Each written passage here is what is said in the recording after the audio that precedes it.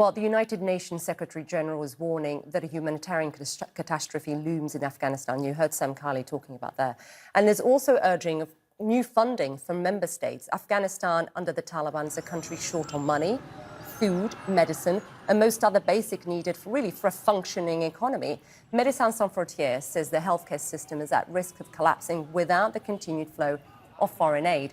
Last year, grants financed 75% of public spending in Afghanistan. 43% of its GDP came from international aid.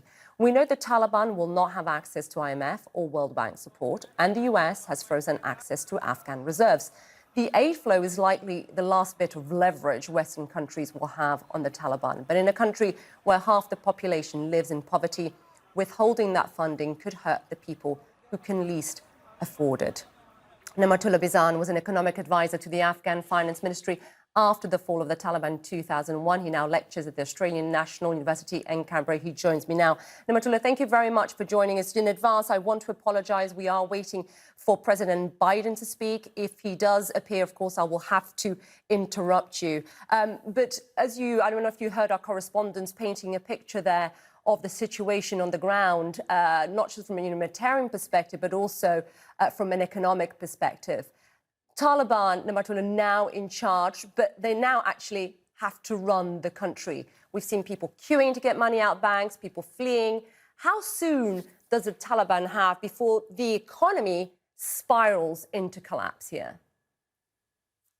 Well, what we see at the moment in Afghanistan, not only a humanitarian crisis, but also the economy is also collapsing in Afghanistan, which can be observed on what's happening on the ground. Public services are disrupted or cut, and government employees are not being paid. And the banks have put limits of up to $200 on cash withdrawal. There is a massive outflow of capital and wealth from the country, not to mention the exodus of educated and trained people. The confidence of investors is also at the lowest. Coming to the two other triggering factors, we lost the access to aid in Afghanistan, and also the US government frozen Afghanistan's foreign currency reserves.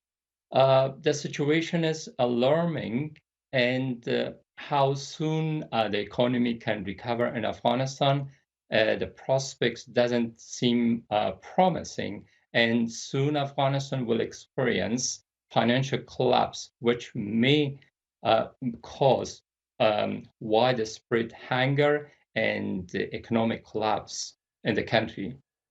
Of course, hunger, inflation, food prices going through the roof as well. One analyst I read today said that Afghanistan is suffering from the abrupt end of a multi-billion-dollar war economy.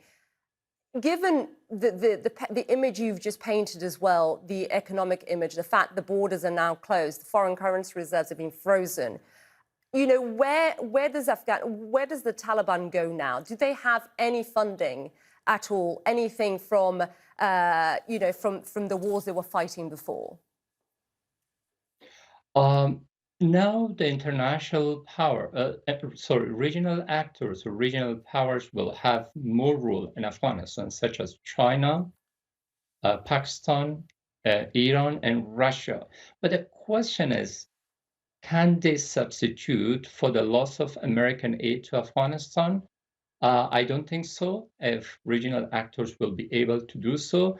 But what else can be available for the Taliban to rely on? That will be trade and transit through between Central and South Asia, and also investment and extraction of natural resources by China. But both of them will depend on the legitimacy of the new government in Afghanistan.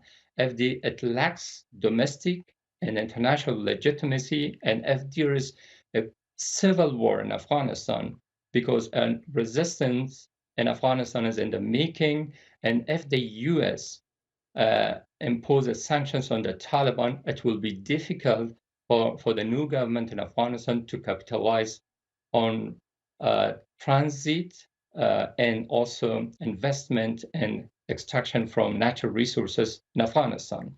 So Afghanistan will be in a difficult situation. Yeah, and Nematullah, you've made several points there. You know, the idea that that China perhaps could step in and could look to extract some of its resources from Afghanistan. That wouldn't be immediate. What Afghanistan needs now is immediate help and funding.